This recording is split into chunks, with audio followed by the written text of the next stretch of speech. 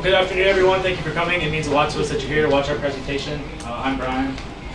I'm Julian. I'm Troy. Jake. And we're here today to talk to you about our Android audit application appliance swap. So first, just to break down the roles of the team, of course, our advisor was Dr. Anthony Teate. He was with us every step of the way, troubleshooting. He learned the code with us. He helped Jake form the database. He was a really big help throughout the whole thing. He was a great support system. Our team leader and project manager was Julian. He's where the ideas stem from. He's who helped get this project off the ground and really bring it to fruition.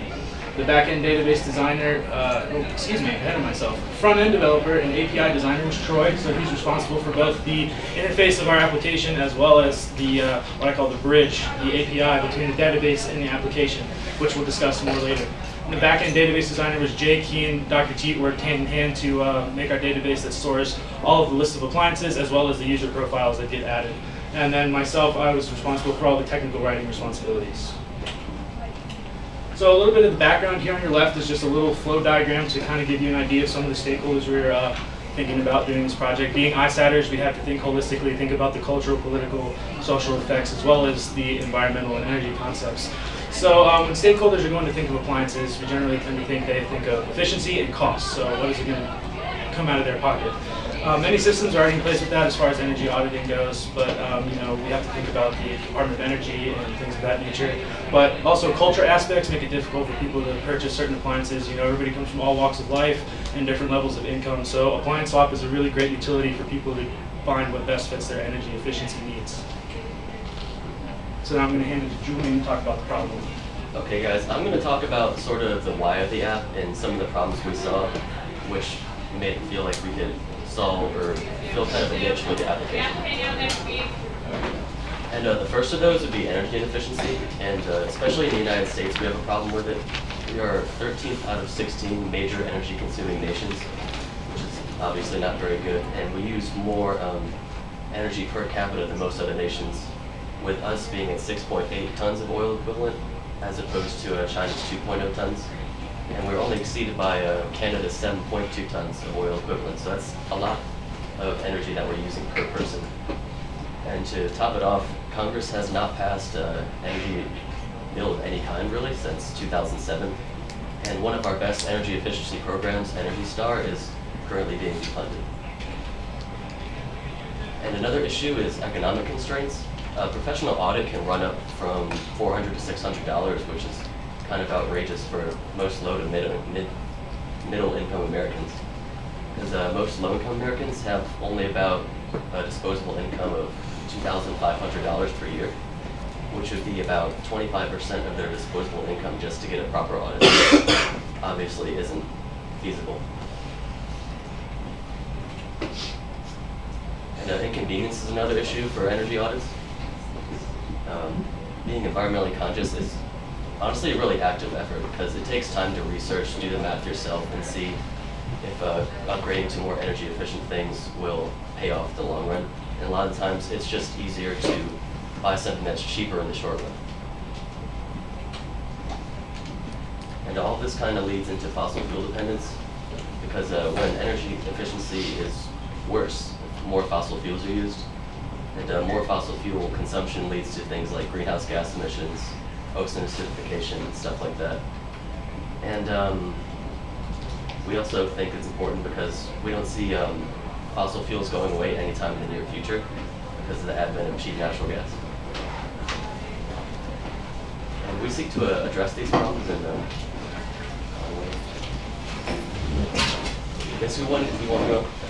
basically what we want to do is make energy audits low cost, simple, and accessible. And we want to do this by making the average person more energy efficient, by providing an open source, rudimentary energy audit app so it's more accessible to the average person. And through this, we think the average person can have a much lower carbon footprint, and we can make going green much more convenient. So I'm going to talk about the idea. Again, I'm Troy, just to refresh your memory. This idea really had two main goals. The first goal being that we would take the user inputs of their current appliances using their current power usage and replace them with greener, cleaner, more efficient appliances. And the second goal of our app was to put the application on the Google Play Store for free, letting anyone be able to access it, dealing with the problem we were tackling with, what Julian was talking about, economic constraints in the previous problems. So why we chose the Android operating system and we didn't choose Apple? Well, for one, the Android operating system is more accessible and can be developed from any computing environment. While if you want to develop for iOS or iPhone, you have to have a Mac, you have to have an iOS machine to do so. Before working on this project, all team members had an Android phone and we were familiar with the Android kind of environment for working on the project, so that kind of gave us a head start into the field. And lastly, if you see the figure on the right, that is an example of the global market share for mobile operating systems as of about a week ago. And right now, the Android has about 62%, which is well over the majority of the worldwide market share, as opposed to iOS, which only has about a third or 33% about that, which really pushed us more towards the Android direction. All right, now I'm going to talk about the process. In theory, the process is supposed to be simple. You gather your research, you conduct your research, you gather your materials, and then you code and you deploy the actual app. So, go to the next slide. So what we did, we started with preliminary steps. Before every major project, you have preliminary steps that you have to do before you get to the project, so you know how big you want to make the project, and also what major areas of focus you want to focus on. So we started this first routine with Dr. Teate. We figured out exactly what we wanted to do, and we did this by, we thought about what you actually do in a real-life energy audit. What you do is you have an auditor come in, they look at your lighting, they look at your insulation, they look at what kind of windows you have, and then they also look at what kind of appliances you have, and they do this in the hopes to be able to make your house as energy efficient as possible. So what we wanted to do is we wanted to focus on appliances because they're a marginal cost that most people overlook. And in the end, it's just if everybody was to get more energy efficient appliances, it would make a huge difference. So once we figured out that we wanted to work with appliances, we decided on 4 major appliances, and these were dishwashers, washers, dryers, and refrigerators, because these are the main appliances that you'll find in every major household. So once we found the scope of the project, we moved to actually conducting the research for the database as well as making the application. Prior to actually doing this, none of us had any major in-depth experience with either of the softwares that I will show on the next slide. So once we did the research, we went and we used a website called Wireframe. And what that does is it allows you to create a basic layout of what you think your application might look like. So obviously, it didn't come out exactly like this, but it gave us a good basis as to how we wanted to make our app. And finally, once we did that, we went and we had to figure out how we were going to connect the actual database to the application. And we did this using what's called an application programming interface. And this basically, Troy's going to talk about it more in depth later, but it just allows the database to communicate with the actual application. So as far as the materials that we used in designing your application, you have Android Studio, which is a native development environment. And this is where currently most Android applications are created. And this is done using Java and XML languages. And again, Troy will talk more in depth about that later. MySQL, which is an open source database. This is where I actually made the database myself. PHP, which is a coding language. This is what we use to make our API. PHP MyAdmin, I just used this as a visual editor for the database once it was implemented. And finally, Amazon Web Services, which is where our database is actually located. So once we found out the materials we were going to use, we moved on to the actual coding and deploying section. And the first thing that I did was work with Dr. Teate to create an enhancement entity relationship diagram, which is basically, it just shows you all the different tables that you're going to use. And the main tables that we ended up making, there was an appliance table. This has all of the different appliances, as well as certain fields as how much they might cost, how much energy they might use, what their life expectancy might be. After that, I created an appliance type table. This shows whether it's going to be a dishwasher, a washer, a dryer, refrigerator. Region table that had all of the different states with, on average, about how much their electricity cost is. Comparisons, which allows us as the creators of the app to run queries that allows us to see if people do actually buy these appliances, whether or not it will save them money in the end. And finally, a users table that houses all of the usernames as well as the emails for everybody that may download the app. So once I actually created the design of the database, I implemented it into MySQL. And like I said earlier, any changes that I made, I did through PHP MyAdmin. And again, this is the diagram I made. It shows all of the different tables as well as how they're related and all of the different fields that are in each different table. And these are just several pictures showing how I actually created the database. In the top left, it shows where you can create the name of the table as well as the different fields. Over here again are just all the different tables that we made. And on the bottom is just an example of what the database looked like when it was completed. And finally, one of the more important steps for the database was figuring out where we wanted to get our information from. Originally, we wanted to find an API that was online that would scrape the web, that would find all of the information for us. But in the end, we found that the ones that we did find, they either had too much information, they didn't have enough information, and we didn't find one that fit our specific database. So what we ended up doing in the end is we actually created our own API, which again, Troy will talk about here soon. So what we did is we actually, once he created the API, I hard-coded all of the data myself into the actual database.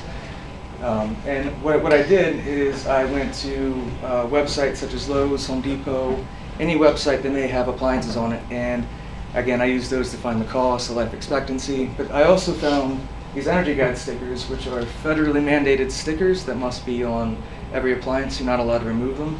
So what I did, once I found these, it shows the estimated yearly operating cost, and this is going to vary based on what state you're in, but it gives you a rough average, and then it also shows you what, again, the estimated yearly electricity use may be, but again, that's going to vary per household. It's just a good starting basis. So once I did that, I went into the stores to actually verify that these stickers did actually match the stickers that I found online. And once I did that, again, I put all the data into the database and found just all of the electricity information I got from the Energy Information Administration, which is the United States' website for electricity statistics. And now I'm going to give it to Troy so we can talk about the actual creation of the data application. So the API, or application program interface, I'll touch on again. It basically connects our database, all the information that Jake put in that database, to our application on the Android side. So this was written in PHP, publicly hosted on an Amazon Web Services web server running Apache. So this is known as a LAMP stack. So the operating system of the computer was a Linux. It runs an Apache web server connected to a MySQL database, hosted our endpoints on PHP for the PM LAMP. So this IP address I have here on the 54.147, that's known as an endpoint, or what our API actually can be reached at. So this is publicly hosted, and anyone can click this API to retrieve our information if they need to be.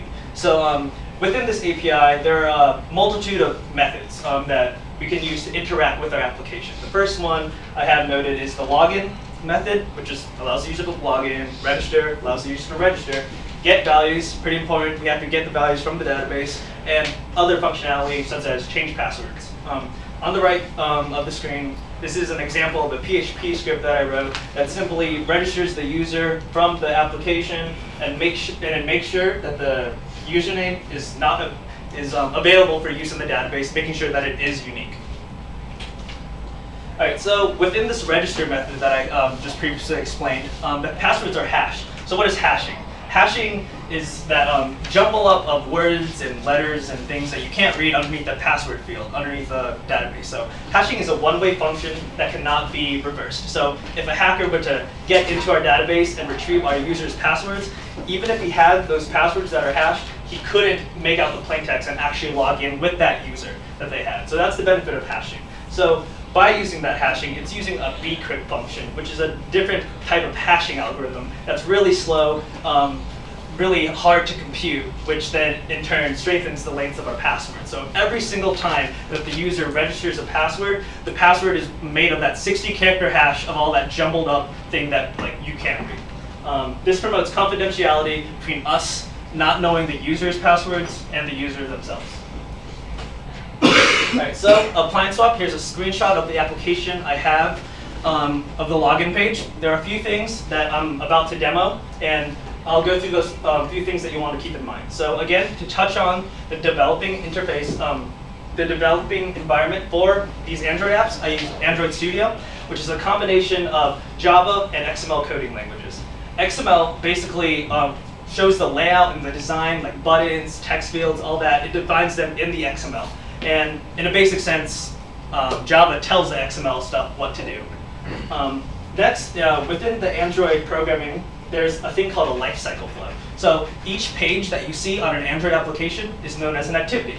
And each activity has a life. So when you log in, or when you are presented with the app, that's one activity. And when you press the login button to go to the next page, that's another activity. So keep that in mind as well. The next portion I want to touch in is fragments.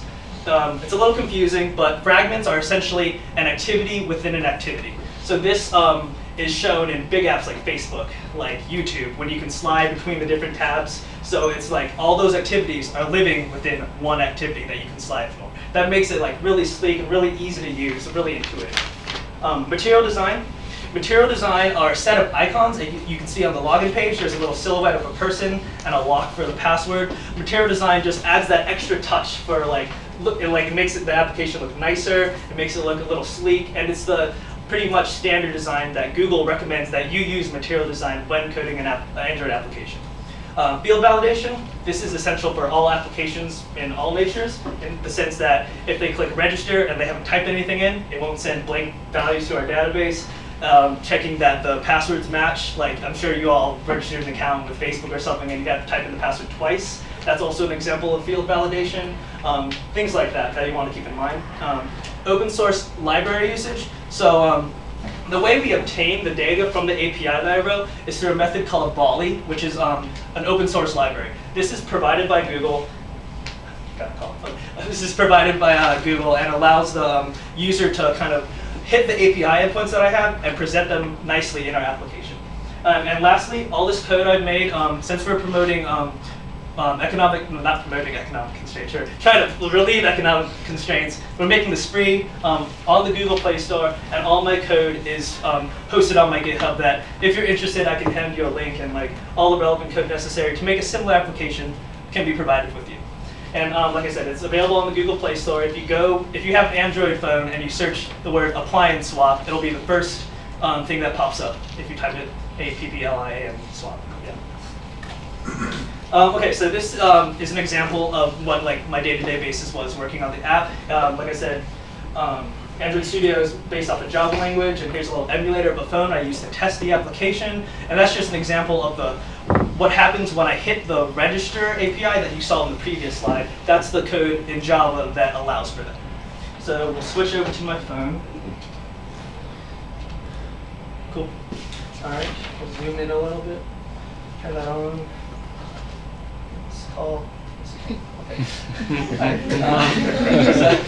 So like I said, it's available on the Play Store, so we'll go to the Play Store and we'll want to download that by searching the word apply and swap. And it's the first thing that pops up, as you see, Troy, GBIT apps, and you'll click. That's our logo and everything, so we'll want to click install. Wait that out, so it should be pretty instantaneous. We have pretty fast internet here. And then once that's installed, you'll see that we have a new logo in our app, and it has a little A. So we'll click that, and you're provided with the splash screen that says, please wait, app is loading. That'll last for about 2,500 milliseconds, but you can change that. This login application has when you first are presented with it, there's an about page. So if you click the about page, it just gives us a brief overview of what the application actually does. And I've added a little Easter egg. If you tap the JMU Duke dog, it brings us to the ISAT page. But we can go back to the application. And now, since we have no way of logging in, we'll want to register a user. So again, making use of field validation and material design, keep those in mind as I start to register a user. So we'll have a username. We'll just name it JMU for the time being. We'll keep the password, I guess, JMU123. Not very secure, but it's okay. It's hashed. And the email, we'll just do jmu.com. All right, so when we click sign up, it says, oh wait, please enter the email in the form of email.com. That kind of just validates that it is an actual email. So we'll do jmu@jmu.edu. If you click sign up, it says registration successful. And what I also wanted to show was back on the computer. If we go to this other tab I have, we'll see, if you refresh the database, that the user right here, JMU, number 35, has successfully been registered because we just did that through the app, and we have the hash password also in the database. So I'll now switch back to the application. So now we'll sign in with that user. I think it was JMU, and the password was JMU123. It says login successful. So when the user logs in, it says welcome your username, swipe left to start. So like I was talking about fragments before, the sliding tab layouts are all these three activities, home, compare, and settings, all are living in the same thing, which is called the main activity. So you can now swipe left between all of those, and there will be no lag or anything, and all these activities will be living at the same time. So I guess to kind of demonstrate the main purpose of the app, we'll go to the comparison tab. So here's where a user got the sticker that Jake was showing. They got that value, and now they want to put that in our app. So if they wanted to compare, let's say, dishwasher, dryer, and washer, you'll notice that the text fields pop up as the box is checked. This means that a user can't enter anything until the checkbox is checked. And then the whole purpose of this app is to press the light bulb at the bottom to be returned with better ones. But if they don't type anything, it says, please enter a valid value for dishwasher. This further proves the field validation that I was showing back in the register page. So we'll enter some arbitrary numbers like 654, 586, and 736 respectively.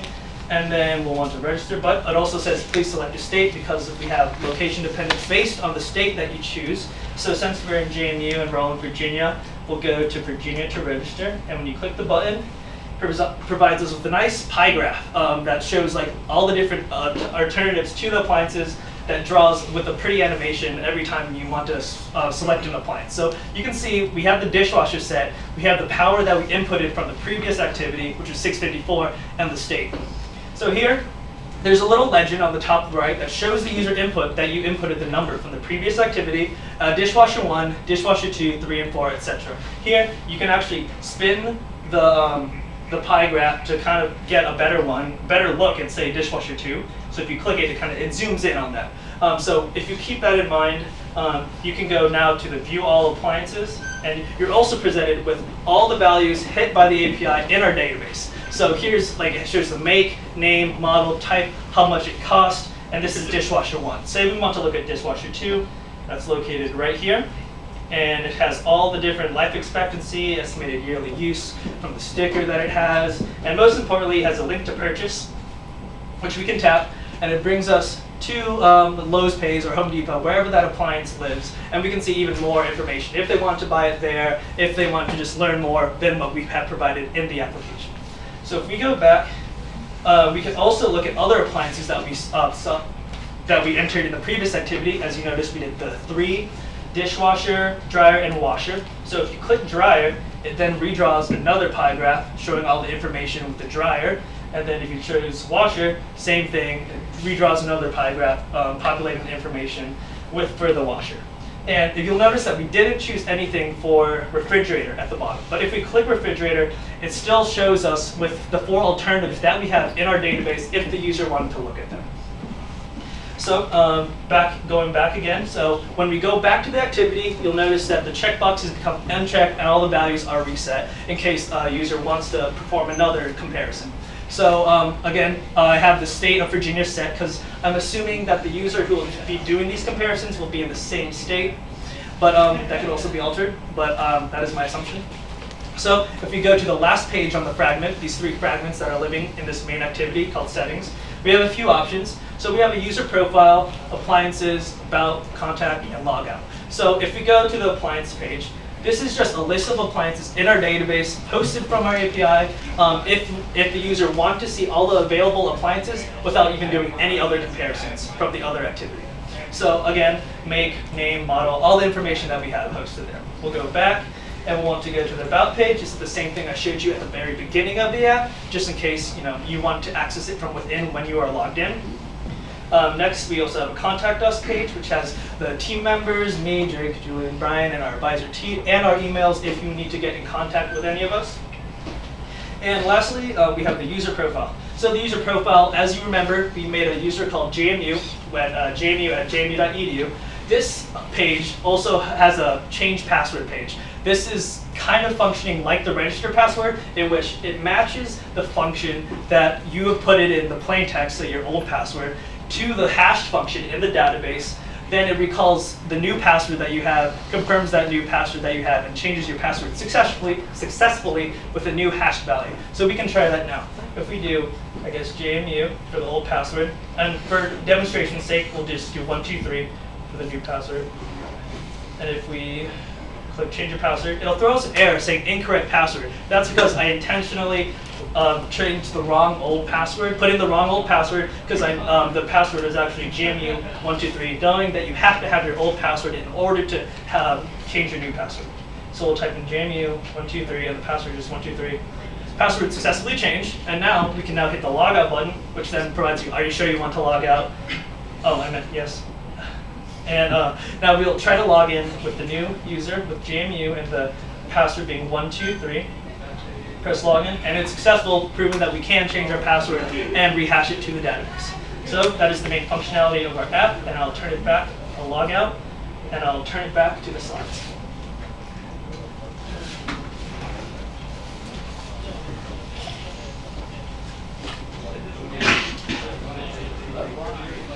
Okay, so I'm going to talk about some of the challenges we faced when we began this project. And the first challenge, well, the first and the largest challenge, I'd say, is that none of us really had any experience with Android development, Java or XML really. And so mostly it was learning as we went. And just an additional note, we all planned to be ICAM sectors, but only Bryan here ended up being ICAM, and only Troy ended up doing telecom. So we really just had to pull it together on the fly. And then learning how to put it on the Google Play Store and make it actually happen was also a pretty good part of it. Yeah, that's And we've had a lot of trouble deciding where to pull all of our data from, because a lot of the more official places, like the Department of Energy, had permits or special things you needed to draw from their databases, where you couldn't do it easily, or you had to pay, and that's pretty much it. Yeah. So again, deciding what to build the API, and if you noticed before, the API is using the LAMP stack that I was talking about, which uses PHP. But we had an idea from one of my classmates that we should use loopback.io, which is based on the Node.js runtime environment, another JavaScript kind of deal. But after learning that loopback SDK or software development kit tools weren't very well documented, or they were very, I guess, sparse in terms of our knowledge. When we tried to use those, it wasn't really connecting with the databases as seamlessly as loopback made it sound. So after that, we transitioned to PHP, since we had at least a little bit of knowledge. We wrote a few hello worlds in PHP to try to get this API up and running. And also, deciding on a name and logo for this project was a lot harder than we anticipated. We actually have only come up with the name Appliance Swap about a month ago.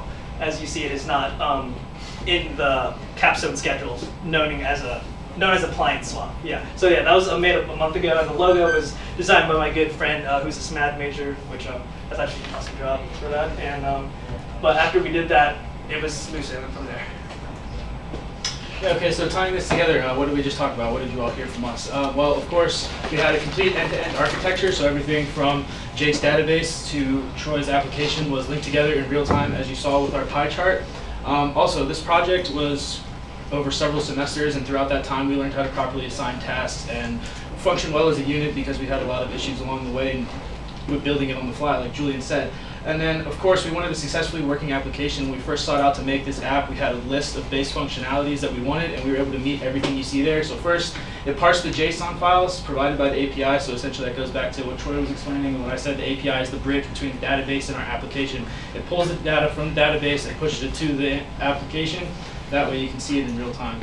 Again, it displays the alternative appliances in comparison, so you can see what's best for your needs.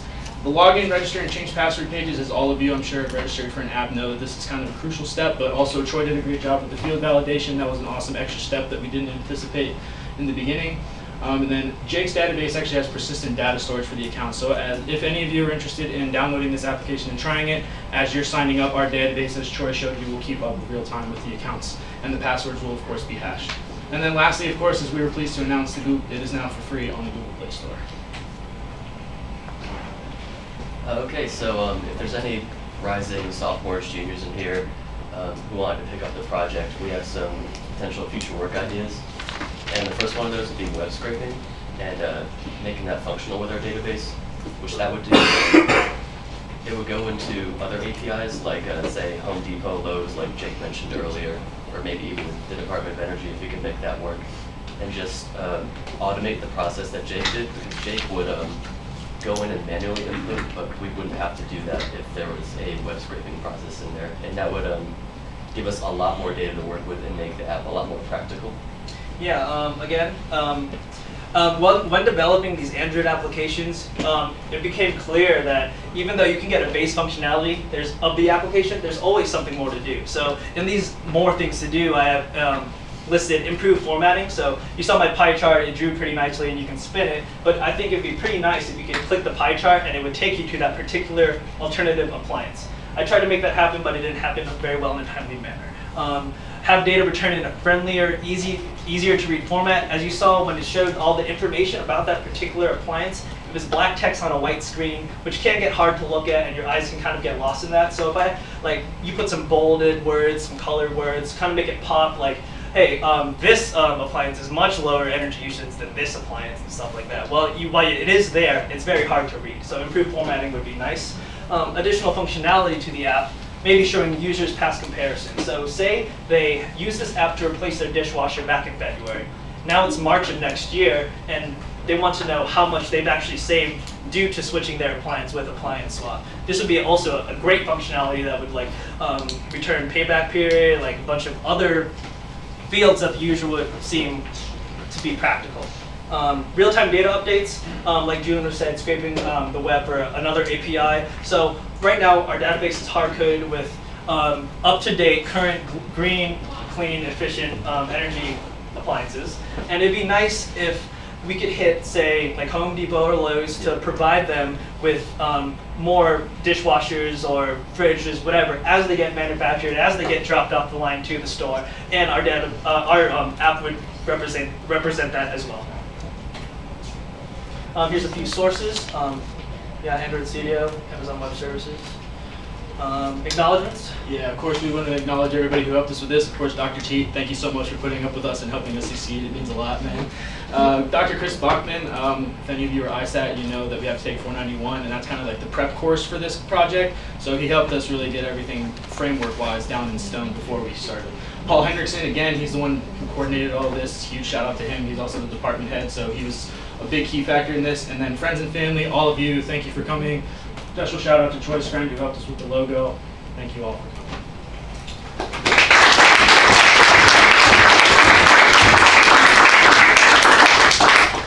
Any questions that anyone might have? Stop. First, the app looked awesome. That was great. Great job. I just had a question. So when you ask the user to fill in kilowatt hours and whatnot, did you think about possibly putting maybe a question mark or something that they could click and find out how they could find out the kilowatt hours? Yeah, I did think about that, and I should have put that in feature work. Now I think about that. Yeah. But I also think that maybe other fields more than kilowatt hours. Yeah. Maybe how much you use this appliance. Have more fields than just kilowatt hours would be pretty nice. Kind of on top of that, what if you could scan the Energy Star sticker? Would that be possible to scan that information in? That was one of our earlier ideas, making use of QR code scanners in phones. Maybe if they had that sticker or QR code that they could just scan it and look at it on our phone, and that'd be awesome. It would populate all the fields right for you. That's another example for feature work, but we did think about that. Cool. So is the database hosted on the AWS? Yes. And is it secure? Is it? Yeah. The database is hosted on an RDS server, which is known as a relational database server, which lives, Amazon Web Service in short, is hosted by Amazon and gives us a bunch of free tier tools such as databases, web servers that we need to provide, and it is secure, and we have we have it secure with our passwords and stuff. Yeah. What about a person who forgets their password? Is there a way that you can retrieve your password? Yes, I have worked on that too, and I actually do have an API method for that, but it's not implemented in the app. Right now I just have the change password. Is when you put all your information in, is it saved? Yes. So is that because, also one question, and I was is there a really necessary need for a login? It was a lot of great work, but I mean, do you consider that information private, or are you trying to promote privacy by it, or are you trying to add more features that perhaps maybe, but like, what appliances I have, it's not really something I care about, but is there information perhaps in the future that I would enter that is private and that's why? Yes. Again, going back to the hash passwords, you definitely are all for privacy, and going off your latter point, saying that maybe why do you need a login page or anything like based on our future work, if they want to see our past comparisons, our goal was to reach that point so that they could log in and see their particular appliances. However, we didn't reach that, but it still, focuses, it still helped us learn a lot about Android in general by making login and register pages. Going off of that, again, if they want to come back and look at all the appliances that they have looked at in the past and just, again, build off of that and have their own kind of little database thing. And they can see how much money they save over a period of time. That's just the payback that was I was what talking the about. electricity stats was for. All right. Well, thank you all. Yeah. Thank you.